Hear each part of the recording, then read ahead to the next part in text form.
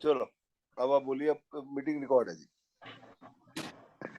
बोलिए राजीव जी, आप बोल सकते हैं, स्टार्ट करिए। हाँ, मैं ये कह रहा हूँ अभी 14 लोग आ गए हैं, तो जो आज मीटिंग में 14 लोग में से नहीं आए थे उन्हें या और लोगों के लिए हमें पहले ये बताना है कि आज मीटिंग में हुआ क्या। तो मुझे लगता है कि आप ज्यादा अच्छा बता पाएंगे, एक्सप्लेन कर पाएंगे उमेश जी। तो एक ही बात है, आप बता दीजिए, आप और मैं एक ही बात नहीं, है। मुझे लगता है आप ज्यादा अच्छा एक्सप्लेन करेंगे, आपकी बात लोगों तक पहुंचती है, तो आप शुरू करें। मैं तो लिखने में तेज हूँ, बोलने में थोड़ा सा कमजोर हूँ।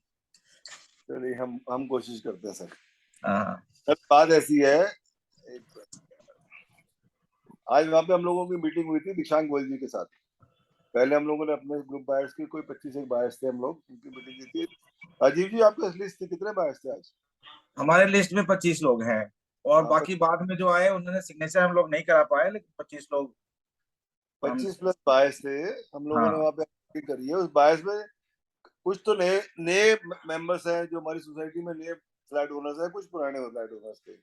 जो नए फ्लैट ओनर्स थे उनका ऐसा मानना था कि ये फ्लैट जो है हम लोगों को उसी के बाद लेना चाहिए, लेकिन जो पुराने फ्लैट ओनर्स हैं उनका ये मानना है कि ये फ्लैट को हमें ले लेना चाहिए, क्योंकि उन लोगों की एक टाइम पीरियड बहुत ज्यादा इसमें वेटिंग का आ गया है। तो अल्टीमेटली ये हम लोगों ने वहाँ आरजी मैनेजमेंट से दीक्षांत गोयल जी उनके रिप्रेजेंट कर रहे थे। दीक्षांत जी से हमने रिक्वेस्ट करी है, उनको कहा है जी हम लोगों के ऐसे कुछ बायर्स हैं जो काफी परेशान है, वो शिफ्ट करना चाहते हैं।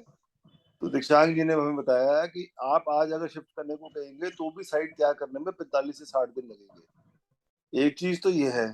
दूसरी चीज ये है कि वहां से जो ओसी के लिए उन्होंने हमसे लिस्ट शेयर की थी जिसमें 17 पेंडेंसीज, ऑब्जेक्शंस ऑब्जेक्शंस आए। ऑब्जेक्शन है आरजी की तरफ से। नोएडा अथॉरिटी की एक लिस्ट, एक नोएडा अथॉरिटी से एक चिट्ठी दी गई है उनको, वो लिस्ट हमसे शेयर की गई है। वो लिस्ट हम लोग ऑलरेडी ग्रुप में डाल चुके हैं, अपने ग्रुप में उसको शेयर भी कर चुके हैं। तो उसमें से जो मेन 3-4 पेंडेंसीज है जो कि काफी मुश्किल पेंडेंसी हम लोगों को लगती है आने को, एक उन्होंने कोई एस्क्रो अकाउंट खोलने को कहा है। बीइंग एनसीएलटी एस्क्रो अकाउंट नहीं खोल सकता है, तो उसके लिए ये लोग अथॉरिटी वालों से बात कर रहे हैं। एक वो कहते हैं जी जितने बाहर से 850 850 बाहर से कंसेंट ला के दीजिए, वो एनसीएलटी केस में नहीं होता है। और 850 बाहर से कंसेंट ला के देना एक बड़ा मुश्किल से बात है कि बाहर से लिख के दे जी आपको ओसी दे दें तो हमें कोई ऑब्जेक्शन नहीं है। ये दो एक ऐसे सवाल थे जो कि उससे मुश्किल है, बाकी अचीवेबल लग रहे थे हम लोगों को उसके अंदर। तो इसके ऊपर वो लोग अथॉरिटी वालों से बात कर रहे हैं। दीक्षांत जी का ऐसा मानना है कि इस महीने जो है उनको ओसी आने की बहुत एक संभावना है। तो जब एक तरफ दूसरी तरफ ये एपिसोड वहां चल रहा था, तो हम लोगों ने उनसे रिक्वेस्ट करी है कि आपका ओसी आता रहेगा, अब ये साइट को जो 60 दिन तैयार करने के लिए, शिफ्टिंग के लिए तैयार करना है, वो प्रोसेस शुरू कर दीजिए हमारा। कुछ बायर्स ऐसे हैं जिसमें जो ये चाहते थे कि हम लोग यहाँ पे शिफ्ट कर जाए। उन बायर्स ने, हम कल सुबह हम लोग मिलकर एक मेल करेंगे आरजी को कि हमारे कुछ बायर शिफ्ट करना चाहते हैं। इस बारे में कोर्ट में अगली सुप्रीम कोर्ट की डेट में एप्लीकेशन भी लगाई जाएगी एसोसिएशन से कि सुप्रीम कोर्ट से कि आप हमें अलाउ करें। तो हम 3-4 चीजों पर डिपेंडेंट हैं। एक, 60 दिन आरजी लेगा उसको तैयार करने में। दो, आरजी इस महीने में हो सकता है उसी लेके आ जाए। तीन, हम सुप्रीम कोर्ट में अप्लाई करेंगे कि हमें रहने की परमिशन दीजिए, तो कोर्ट हमें अलाउ कर दे रहने के लिए। ये 3-4 चीजों को हमें ऐसा लगता है कि आने वाले महीने 2 महीने में डेवलपमेंट्स होंगी। हमें ऐसा लगता है कि जनवरी एंड में, फरवरी मिड में हम लोग वहाँ शिफ्टिंग अनलैक हो जाएंगे, एक्चुअल शिफ्टिंग जिसमें हम जाके वहाँ मकान में रह सकें। इसके लिए आज हमने एक कवायद की है, देखो उसका क्या असर आता है। हाँ जी राजीव जी। ये मैं ये जोड़ना चाह रहा हूँ कि जो हम लोग कोर्ट में या मीटिंग चल रही है। आईआरपी को जो हम लोग एप्लीकेशन भेजेंगे कि हम भाई लोग रहना चाहते जूम हैं, मीटिंग और आईआरपी कोर्ट को सूचित करेंगे, कुछ और पहन कोर्ट लूं से अगर हमें कोर्ट से वो है? परमिशन आ जाता है तब तो बहुत अरे अच्छी आज ही बात जल्दी है। वाली तो पहनूं कुछ मैं जैकेट।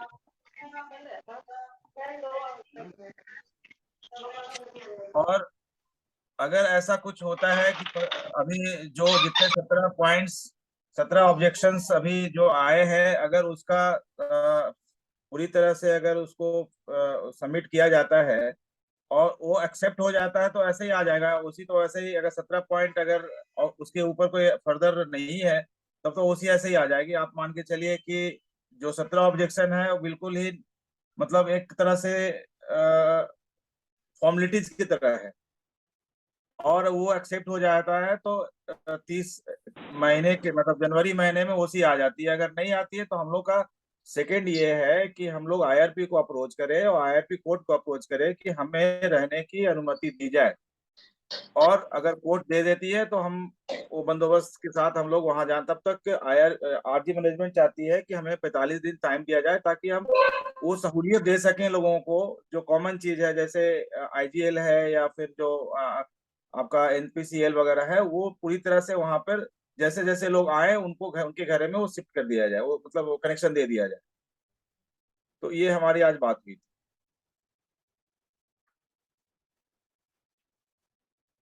आप म्यूट हैं उमेश जी।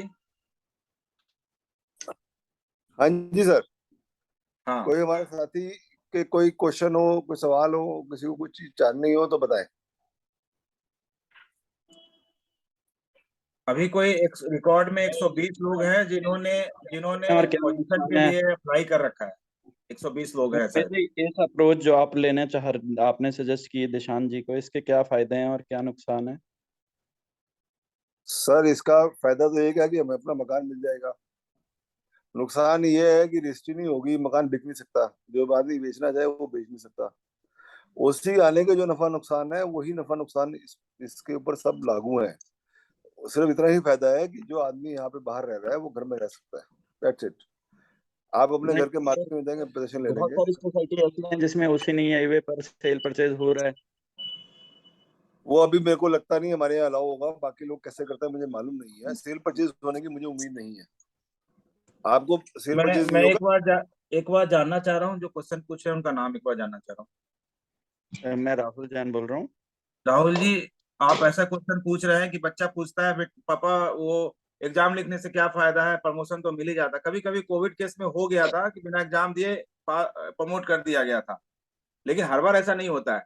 आपको है कि जब तक ओसी हम हमें घर चाहिए, ओसी ऑन द प्रोसेस है, टाइम लग रहा है। अक्टूबर से हम लोग आ गए दिसंबर में और पता नहीं चल रहा है, ऑलमोस्ट सारा चीज है। और 17 जो ऑब्जेक्शन है वो ऑब्जेक्शन ऐसा नहीं लग रहा है कि कोई बड़ा पहाड़ तोड़ने वाले हैं, बहुत ही नॉमिनल है।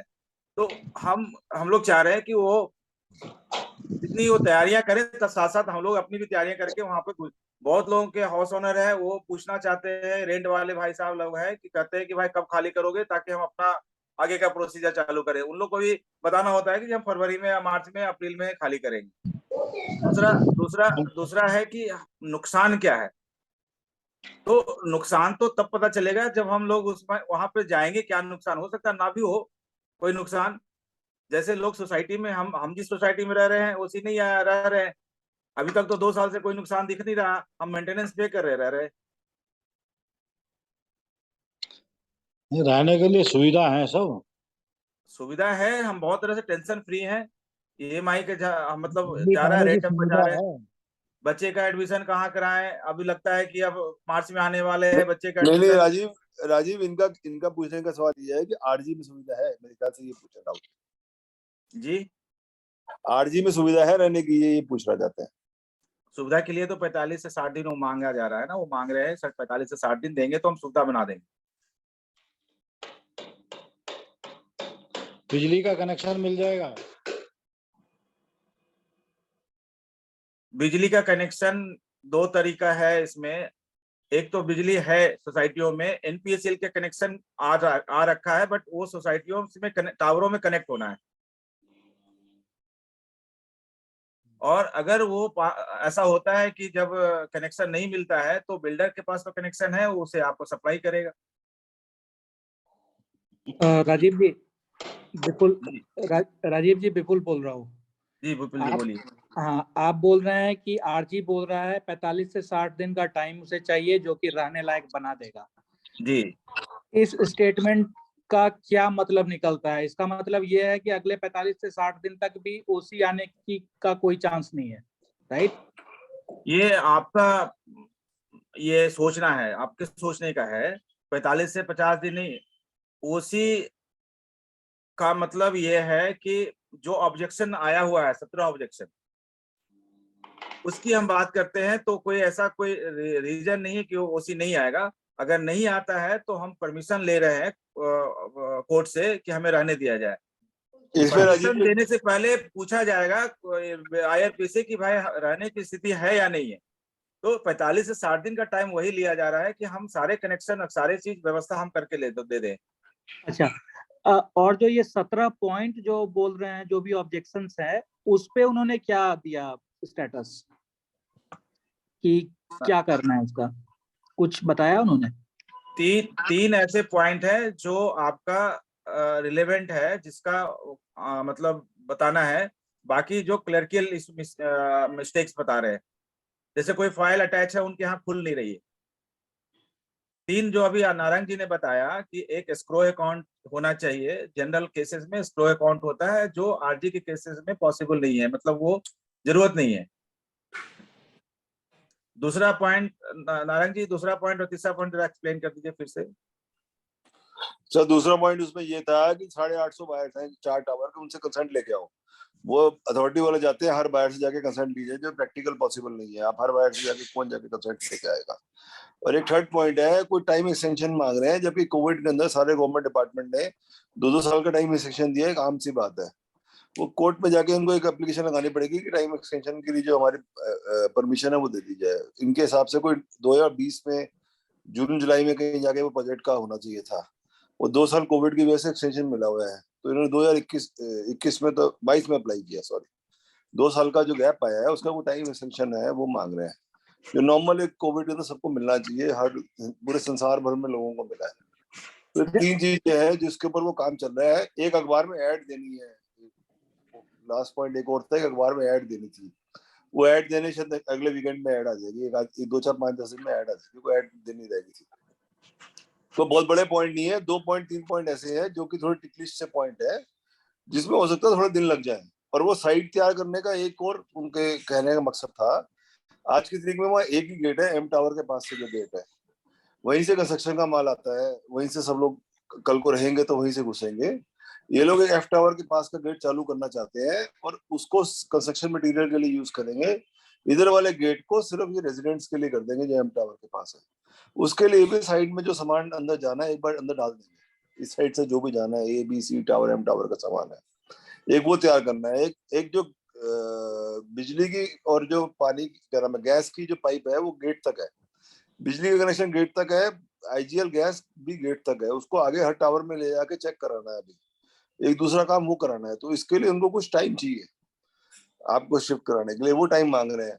लेकिन इसका ओसीसीसी से कोई लेना देना नहीं है, वो दोनों काम साथ साथ चलेंगे।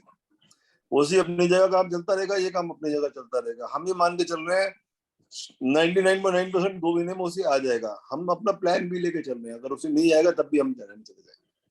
ठीक है, मेरे को बाकी पॉइंट तो समझ में आ गया। थर्ड पॉइंट जो आपने बोला कि कुछ वो एक्सटेंशन मांग रहे हैं 2 साल का, वो कौन मांग रहा है? वो अथॉरिटी मांग रहा है या बिल्डर मांग रहा है? अथॉरिटी के कुछ ड्राइंग्स के कोई डेट थी, तो इस डेट से पहले अप्लाई करना था। वो पीक कोविड के दिन लास्ट डेट थी, कोई शायद जून जुलाई 2020 में कुछ डेट थी। वो डेट की एक्सटेंशन इन्होंने अप्लाई किया अगस्त 22 में जाके। तो 2 साल कोविड का इन्होंने कहा जी कोविड आ गया था, इस करके हम नहीं कर पाए हैं, हमें वो एक्सटेंशन मिलना चाहिए उसका। कुछ टाइम लाइन है, उसके ऊपर कुछ प्रोसेस चल रहा है इनका। वो उसके लिए उन्होंने गवर्नमेंट ये लोग कोर्ट से परमिशन लाएंगे उसकी। जब अगली डेट लगेगी तो कोर्ट में कहा जाएगा जी ये ऐसे लास्ट डेट हम लोगों को 2 साल की एक्सटेंशन दी जाए क्योंकि कोविड आ गया था। दे आर वेरी होपफुल कि कोर्ट से मिल जाएगी। ठीक है, समझ में आ गया, थैंक यू। हाँ जी सर। जैसे उन्हें पैसे मांग रहे थे ये लोगों से कि अपनी पेंडिंग पेमेंट दे दो, अब उसी डिले के कारण ये मांग पाएंगे लीगली या उसका क्या स्टेटस होगा?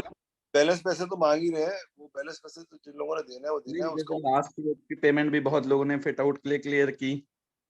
अब जिन्होंने जो इन्वेस्टर है फिट आउट के लिए जिन्होंने पेमेंट क्लियर की, उनको तो कोई फायदा नहीं होना अगर बिकना ही नहीं तो।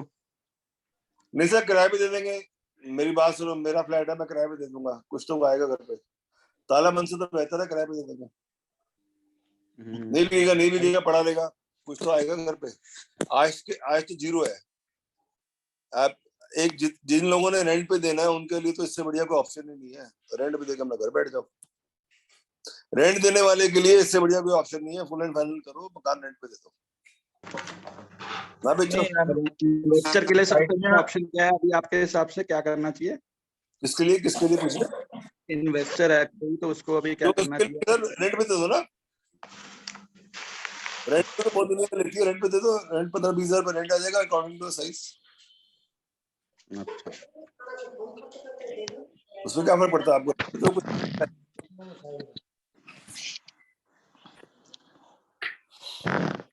हाँ जी,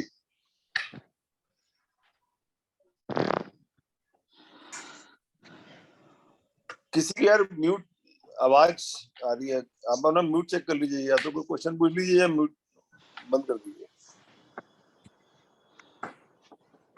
अच्छा, मेरा एक सवाल था, हालांकि मैं वहां था, फिर भी मैं ये सवाल पूछ रहा हूँ कि जैसे ये प्लान कर रहे हैं कि कुछ 800 850 बायर्स को ये ईमेल करेंगे और उसी के बेसिस पे वो सुप्रीम कोर्ट पे जाएंगे, जो भी एक्सेप्टेंस को पोजीशन का एक्सेप्टेंस लेते हैं, तो मतलब ऐसी कोई संभावना है कि जो पोजीशन का एक्सेप्टेंस लेंगे उन्हीं को पोजीशन दिया जाएगा, या फिर वो डीम टू एवरीवन होगा?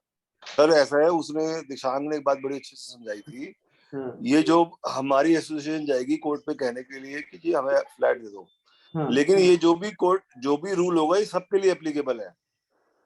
ये कोई भी रूल ऐसा नहीं है कि 100 आदमी, 200 आदमी, 300 आदमी के लिए, हाँ, 850 के लिए एप्लीकेबल है।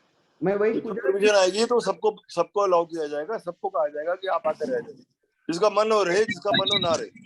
तो ये अगर कोर्ट मना कर देता है उमेश जी कि नहीं रहना, लीगल नहीं है, तो फिर हम नहीं जाएंगे, वो लोग किराए जिनको किराए। नेचुरली जो कोर्ट मना करेगा तो नहीं लेंगे, लेकिन हम लोगों को ऐसी संभावना नहीं लगती। अगर मैं कहूँ कोर्ट पे जाके कि जी मेरा फ्लैट तैयार है, मुझे रहने की परमिशन दीजिए, कोर्ट क्यों मना करेगा? नहीं, जो बाकी सोसाइटी है जिनमें एनओसी के बिना लोग रह रहे हैं वो कोर्ट के थ्रू अलाउड होता है।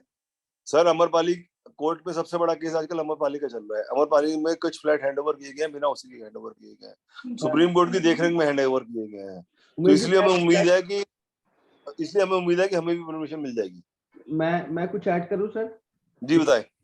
मैं ये कह रहा था कि देखो, एक चीज और इन्होंने बोली थी मीटिंग में कि इनकी 3 तरीके की एनओसी होती है जो वेरी इंपॉर्टेंट होती है। एक फायर एनओसी होती है, एक आर्किटेक्ट एनओसी होती है, और एक होती है जो ये वेस्ट मैनेजमेंट की होती है। ये तीनों नहीं सर, आप इसमें गलती कर, 4 होती हैं। एक तो एनओसी, फायर एनओसी होती है, लिफ्ट एनओसी होती है, स्ट्रक्चर एनओसी होती है, हाँ, और एक एनवायरमेंटल एनओसी होती है। हाँ, ये चारों इनके पास एनओसीज है। तो ये सुप्रीम कोर्ट पे कह सकते हैं कि हमारे पास देखो एनओसीज हैं, और जो कलर्कियल है we are working on it.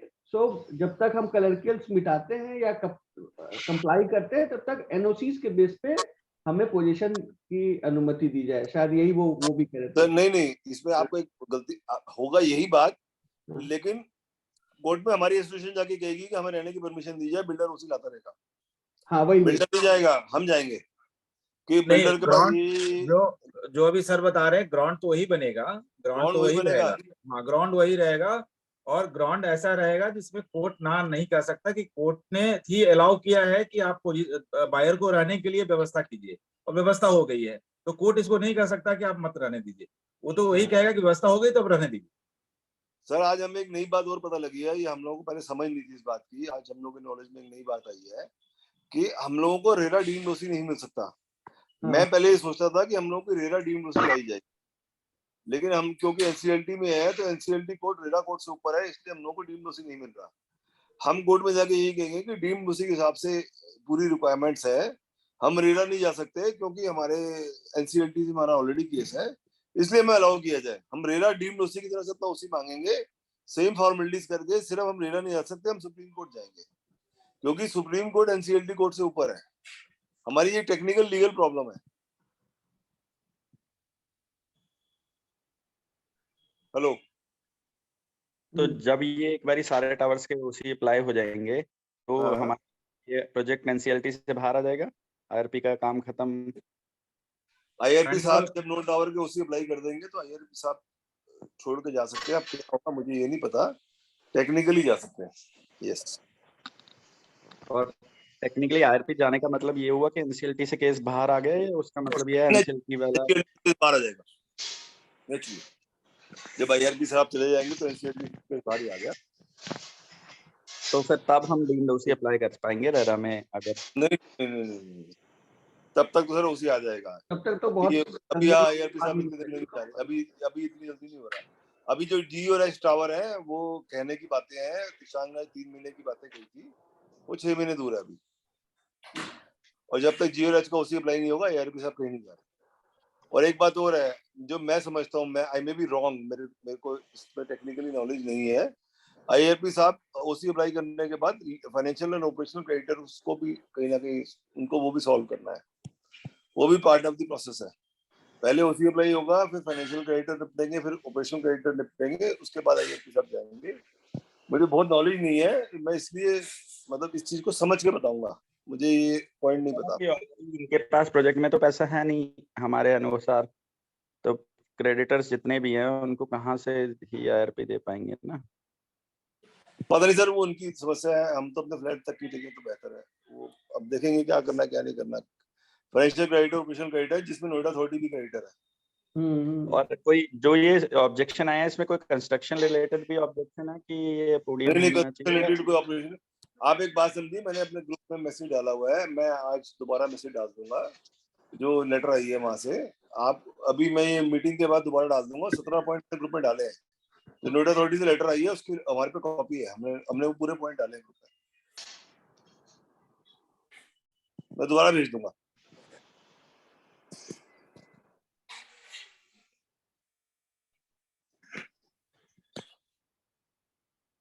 हाँ जी ठीक है सर, कोई और सवाल तो नहीं है, छुट्टी कर लें। हेलो राजीव जी, मुझे लगता है कि लोग सेटिस्फाइड हैं और हाँ भाई हम प्लान जो- बी की तैयारी कर रहे हैं राजीव हम। जी, हाँ जी सर। उमेश जी, एक और क्वेश्चन है मेरा, विपुल बोल रहा हूँ। सर ये सबवेंशन वाले बायर्स का क्या कर रहे हैं वो कुछ? सर मैं इसमें आपको एक अपडेट कर देता हूँ, हमारी एसोसिएशन वालों ने एक सबवेंशन बायर्स हैं और सीमा कुमारी जी C-303 उनका केस को सॉल्व किया है, पहली बात। दूसरी बात, 3 सबवेंशन बायर्स हैं हमारी एसोसिएशन के मेंबर हैं, मैं अभी उनका नाम नहीं लेना चाहता यहाँ पे, उनके केस में हम बहुत अच्छे से काम कर रहे हैं, उनको सॉल्व कर देंगे। सबवेंशन बायर्स को मैंने सबवेंशन बायर्स के ग्रुप बनाया हुआ है जिसमें मैं पार्टिसिपेंट हूँ। सबवेंशन बायर मेरे से टच में है, सारे नहीं है, 10-12 सर लोग। मैं भी सबवेंशन बायर हूँ, लेकिन मैं उस ग्रुप का पार्ट नहीं हूँ, तो मेरे को ऐड कर पाओगे क्या आप? आपका फ्लैट नंबर H2006 है ना? M2301 M2301 है। मैं आपको सबवेंशन बायर के ग्रुप में डाल दूंगा, आप मेरे से बात कर लेना। मैं सबवेंशन बायर ग्रुप को काफी हद तक सॉल्व किया है, मैंने एक रिफंड बायर के पैसे भी दिलवाए हैं, B-1906 है, रिफंड बायर के पूरे पैसे गए हैं। रोहित शर्मा जी है, वो भी हमारे ग्रुप में है। एक और एक सबमिशन बायर का काम निपट गया है, 3 सबमिशन बायर का काम दिसंबर के महीने में निपट जाएगा। तो we are looking into matters, बाकी सब लोगों का भी ध्यान रख रहे हैं। आप एसोसिएशन में जुड़े हुए हैं ना, आप मेरे को मैसेज कीजिएगा, मैं करा दूंगा आपको। ठीक है श्योर, थैंक यू। ठीक है नारायण जी, मुझे लगता है कि अब ऑलमोस्ट डन है, अगर कोई क्वेश्चन पूछ सकते हैं तो। ठीक है, सबको समझ आ गया। हम लोग प्लान बी कर रहे हैं, प्लान बी की तैयारी कर रहे हैं। भगवान करे उसी आ जाए, हम सीधे रास्ते चले जाए। उसी नहीं आएगा तो ईश्वर करेगा हम फरवरी तक वहां शिफ्ट हो जाएंगे। We are going for it, और भगवान करे हमारे हाथ से सब ठीक ही हो, तो ऐसी गलती ना करें जो जीवन में मन चुप जाए। ठीक है राजीव जी, थैंक यू, बाय बाय।